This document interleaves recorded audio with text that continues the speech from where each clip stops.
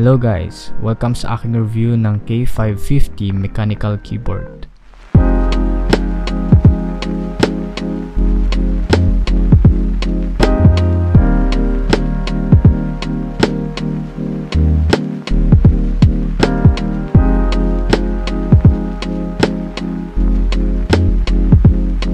Ito guys ang mga color na pwede nyong pagpilian. Medyo marami siya, black, white, blue at pink.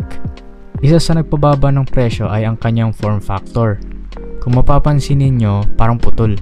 It is because TKL layout siya or 10 keyless, which means na 87 keys lang siya at hindi tulad ng typical na full layout na keyboard na may 104 keys. Basically, wala siyang numpad at yun lang naman ang mawawala sa iyo. Let's now talk about the switches. These are unbranded blue switch which has an actuation force of, di ko alam, parang 60 grams yata. Di ka naman siguro maarte, pero wala kang choice. Good value pa rin naman siya and I personally have tried Omtemu Blue. And para sa mga di naman gaano ka-enthusiast pagdating dito, you wouldn't feel any difference.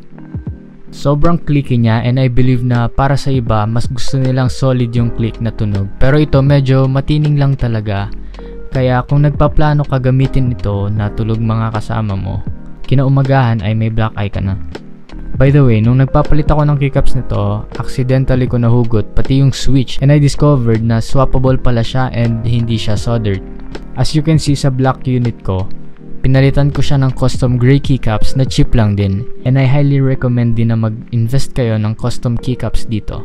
Kasi magaspang at ABS plastic lamang ang keycaps, so sa katagalan mo siyang gagamitin, magiging makintab at smooth yung surface niya. Pero di naman issue to some people. Good thing na double shot siya, so ang print niya ay yung translucent characters, hindi siya mawawala. So now let's talk about the build quality. Gawa siya sa ABS plastic, same as the keycaps at durable naman siya para sa normal use. May kaunting flex siya pero it won't matter as much bastang hindi nyo tinatapak-tapakan. I don't expect this to have a metal body kaya I'm fine with plastic and hindi naman siya cheap plastic. Mas makapal naman siya and it has some weight. I believe na waterproof naman to pero wag nyo na lang sana subukan. Well, nasa topic tayo ng body, just like most keyboards, meron din siyang feet na magre-raise sa kanya ng konti. As you can see, wala naman siyang rubber doon pero personally, hindi naman ako nagka-problema doon. Besides those feet, meron na parang rubber grip pero hindi naman siya talaga rubber. Actually, plastic lang siya at wala na siyang gawaing iba kundi aesthetic o kaya naman para mapantay lang yung keyboard. What a cheap approach. This is not the case pagdating sa front grip kasi meron siyang actual rubber that would help the keyboard to stay on your desk. The cable is 1.8 meters in length. At typical USB lang siya, nothing special and syempre hindi siya braided and non-removable. Nasa gitna siya pero mas preferred ko nasa either side pero di ka naman makakahanap ng fix na ganun. By the way, may weird issue siya dito kasi walang dedicated lights para malaman mong naka-caps lock ka at naka-scroll lock. You just have to look at anong ginagawa mo para malaman mong galit ka na pala sa kausap mo. So ito ang sound test ng K550 mechanical blue switches.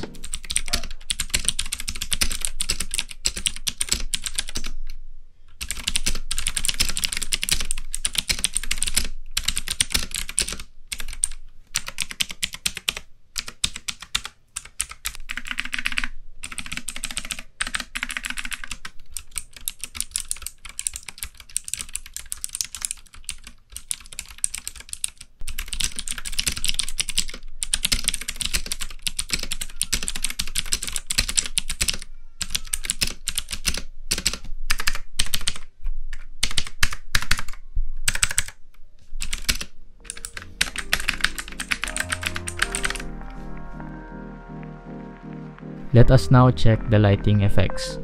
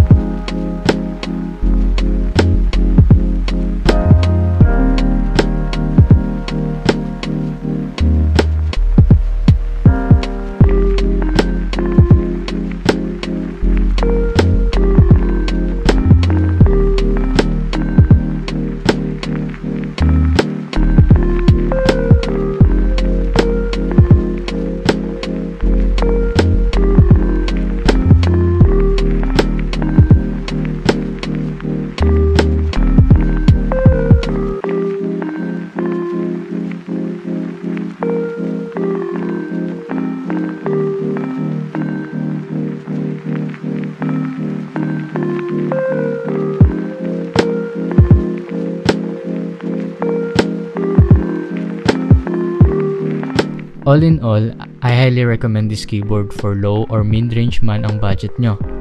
Kung sakali mang mapadpad ka sa video na to dahil may gusto kang bilhin na membrane keyboard na gaming style, o kaya naman di pa kayo ready gumastos ng sobrang mahal para sa isang mechanical keyboard, dagdag na lang kayo ng konting piso at masisigurado ko sa inyo na mas maganda ang typing at gaming experience ninyo dito. And that's it for this video. Sana nakapag-isip na kayo kung anong bibilhin yung sunod na keyboard. Sana nakatulong ako sa inyo. Thank you guys for watching. Like and subscribe kung nagustuhan nyo yung video and you want to see more.